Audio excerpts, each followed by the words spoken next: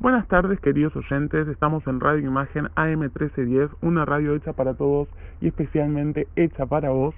Hoy tenemos una edición especial donde vamos a estar hablando sobre la filosofía. Tenemos filósofas muy importantes de nuestro país, tan reconocido en la Argentina, y van a estar respondiendo todas las preguntas que nos dejaron en Twitter y en WhatsApp. Ya saben que si quieren seguir sumando sus preguntas, las pueden enviar al 11 35 04 64 81 y en nuestro Twitter, Imagen, una radio hecha para vos. Nuestras filósofas invitadas en el día de hoy son Valentina Granillo, Lucila Rilla, Nayara De Gea, Camila Villavicencio y Ludmila Picone. Bueno, chicas, espero que se sientan súper cómodas y que vayan a gusto respondiendo las preguntas que la gente se hace. La primera pregunta es, ¿para qué sirve filosofar? ¿Qué diferencia hay entre filosofar y estudiar filosofía? Para analizar el significado de filosofar, hay que entender como primordial a qué se debe la filosofía.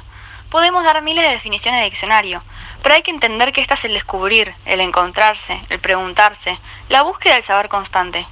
La filosofía también se podría definir como una actitud que la persona en sí, para poder filosofar, tiene que tenerla. Cualquiera puede filosofar en realidad. Cualquiera que tenga los recursos necesarios puede hacerlo, pero no todos la toman como una actitud fundamental en su vida. Capaz es porque no toman en cuenta la trascendencia que podría tener en sus vidas ver la realidad con otros ojos, es decir, cambiar la forma de interpretar la realidad, repensar una y otra vez algo en particular, o todo en general. Además, el filosofar está condicionado por las condiciones históricas y sociales de quien reflexiona. Esto quiere decir que siempre el contexto histórico y social en una persona va a influir a la hora de filosofar. Siempre este proceso va a ser individual. Nadie puede filosofar por vos y nadie, aunque así lo deseen, pueden obligarte a hacerlo. Para terminar, no hay que confundirse el filosofar. Este no es el cambiar o transformar algo material o inmaterial, sino entenderlo. En consecuencia no se modifica en absoluto la realidad a nuestro alrededor, sino que se cambia su comprensión y entendimiento. Es decir, que el filosofar puede generar algunas modificaciones sobre cómo interpretar un objeto de realidad en sí misma, pero no lo modifica de ninguna manera. Cuando hablamos del estudio de la filosofía en sí, nos referimos a un carácter más universitario, un contenido que se adentra en saberes mucho más rígidos, estudiados anteriormente. Requiere una dedicación mucho más intensa, una dedicación de estudiante, por así decirlo. Filosofar no se podría considerar como estudio. Filosofar se considera un proceso propio, donde juega más que nada la mente de uno, no un libro, un texto universitario ni nada de eso. Cuando uno comienza a filosofar pone en juego su capacidad de analizar, dudar, preguntar, su otra manera de ver, y la dedicación que le brindamos a esto consiste nada más ni nada menos que en uno mismo, en el tiempo que nosotros mismos le querramos imponer. La gente quiere saber también sobre el pensamiento presocrático, cómo se puede vincular este pensamiento con la pandemia en la actualidad, después algunas preguntas preexistenciales sobre este momento tan crítico que estamos teniendo, por ejemplo, no sé qué piensan los médicos, qué piensan los científicos, que nos cuenten un poquito sobre eso. Y después, ¿ustedes cómo vincularían la ciencia actual con la filosofía? El pensamiento presocrático es tan importante que se merece un reconocimiento. Entonces, para concluir, sabemos que sin este pensamiento no existiría ninguna base para el estudio del conocimiento y el racionamiento científico. Nada de lo que conocemos actualmente como saberes, tecnologías y experimentos probablemente no existirían y serían muy atrasadas y la vida sería muy diferente. Así que debemos agradecerles que crearon esas bases fundamentadas para la evolución del mundo. En conclusión, toda nuestra cultura depende de estos sabios que dieron las bases de todo saber en pro del progreso de la humanidad. A estos pensadores los podríamos vincular con la pandemia de la actualidad, pensando en todos los médicos y científicos de diferentes ramales que tratan de averiguar el inicio de esta enfermedad y buscan puntos claves para encontrar curas o respuestas a tantas dudas que genera este dicho virus. Estos científicos se hacen preguntas existenciales como por ejemplo, ¿por qué se generan estos virus que terminan con la muerte de muchas personas? ¿Por qué un virus como este causa la muerte tan repentinamente? ¿Cómo prevenir el contagio? Podemos vincular la ciencia actual con la filosofía de manera tal que la ciencia revela la verdad de las entidades ocultas y los procesos de la naturaleza. Entonces los filósofos recurren a ellas para no basarse en nada más que especulaciones.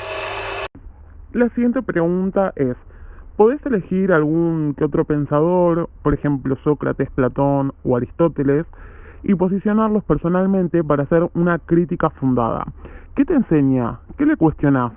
¿Qué te aporta? ¿Por qué lo elegís por sobre los otros dos? ¿Qué cosas de los otros dos podrías resaltar? Hoy vamos a hablar de Sócrates. Se decía que era el más sabio de todos los sabios, pero si tengo que decir la verdad, yo no creo que sea así. Ni siquiera él se lo creía.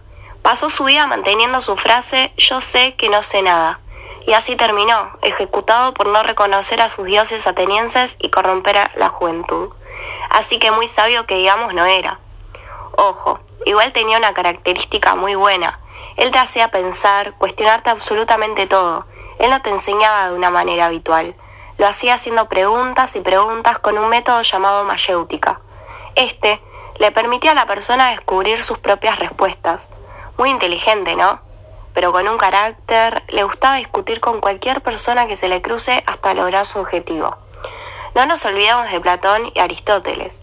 Pero ¿por qué Sócrates es el elegido para hablar de él hoy? Nos deja con una enseñanza muy impresionante que debemos tener en cuenta en nuestra vida cotidiana, que es escuchar y aprender de otras personas, no quedarse con una propia idea y mantenerla así cueste lo que cueste. Pero bueno, vamos a dejar de darle tanta fama a Sócrates y destaquemos algunas virtudes de nuestros otros dos grandes filósofos. Empecemos por Platón. Él fue discípulo y gran amigo de Sócrates. Decía que la unión del alma y el cuerpo es accidental, que el hombre es un compuesto de dos realidades distintas unidas accidentalmente, y lleva a este a afirmar que el hombre es su alma y que el cuerpo es la cárcel del alma. Te hace pensar, ¿no? Pasemos con Aristóteles. Sus pensamientos eran un poco complejos, pero para destacar, él profundizó la idea socrática de la virtud como camino para llegar a la felicidad. El objetivo del ser humano es ser plenamente feliz, un destino que solo podemos lograr a través de la búsqueda del conocimiento y la razón. Y chicas, para ustedes, ¿cuál es el papel de la ética en nuestra época actual? ¿Cómo hacen para saber que está bien o mal? ¿Dónde te posicionás para decidir? ¿Cuál de las corrientes éticas que vimos o que vieron se parece más útil y por qué? ¿Qué pensás de otras dos éticas?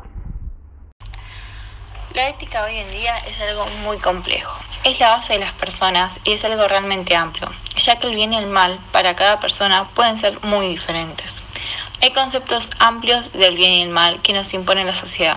Por ejemplo, robar está mal, trabajar está bien. Esto lo aprendemos desde el día que nacemos, desde muchos lados, en nuestra casa, en la calle, en el colegio, etc. Para decidir algo, lo que suelo hacer es pensar si afecta a alguien más lo que voy a hacer. Y si lo hace, pienso cómo me sentiría yo en su lugar, o tratar de entender qué es lo que siente esa persona con la acción que yo voy a tomar. Si le afecta de forma negativa, trato de no hacerlo. Si no afecta a nadie, lo hago. Y si afecta de forma positiva, también lo hago. También cambia cuando hay un conflicto en el medio, y muchas veces no tiene que ver con blanco, negro, bien o mal, sino con diferentes puntos de vista. Desde mi visión, muchas veces no existen buenas o malas decisiones, sino diferentes puntos de vista. Me refiero a que por ahí en determinada situación yo actuaría de otra manera y otra persona actuaría de una diferente. Pero eso no significa que una haya actuado bien y la otra mal. Por ejemplo, estoy discutiendo con alguien. Yo lo que hago es tratar de hacerle entender a la otra persona mi punto de vista. Muchas veces me angustio o me enojo. Otra persona, quizás en la misma situación, simplemente ven que están empezando a discutir y en vez de seguir con esa discusión, ignora el problema y sigue tranquila con su día. No significa que mi accionar esté mal y el de la persona bien o viceversa, sino los diferentes puntos de vista de la situación. Mi pensamiento es siempre que pueda hablar algo, es mejor hacerlo. Tal vez esa persona lo único que piensa es evitarse los momentos disgustantes, aunque este implique no decir su pensar. La ética de la felicidad me parece muy interesante, ya que a grandes rasgos creo que es lo que deberíamos hacer todos, hacer lo que nos haga felices, hacer la voluntad del hombre. Aunque también entiendo las otras dos posturas. Cada persona es un mundo, todos tenemos diferentes visiones, cada uno también debería atender su situación personal. Pero creo que de las cosas más importantes, más al límite, sabemos todas cuáles son buenas y malas. No creo en eso, que tal vez matar para alguien esté bien y esa realidad está bien. Si matas, está bien, es tu realidad, pero no es algo bueno. Si te hacen matar algo dentro tuyo, no creo que esté bien.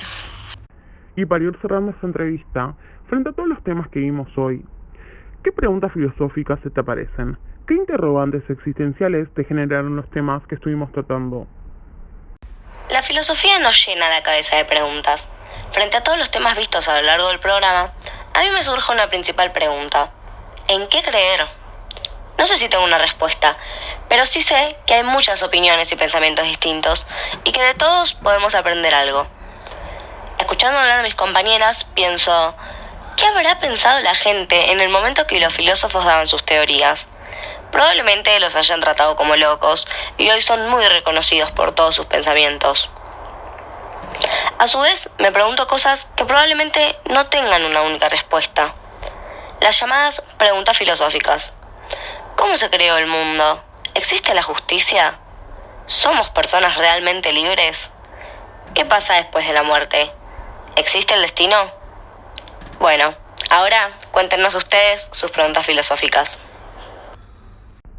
Queridos oyentes, como les dijo nuestra última filósofa que explicó todo tan bien, queremos que ahora ustedes dejen sus preguntas en nuestro WhatsApp 11 35 04 64 81 y en nuestro Twitter, que nos dejen sus pensamientos, sus preguntas, todo lo que se les venga a la mente para nuestra próxima entrevista con nuestras gran filósofas de la Argentina. Les mandamos un fuerte saludo. Recuerden que somos Radio Imagen AM 1310, una radio hecha para todos y especialmente una radio hecha para vos. Nos vemos en nuestro próximo programa.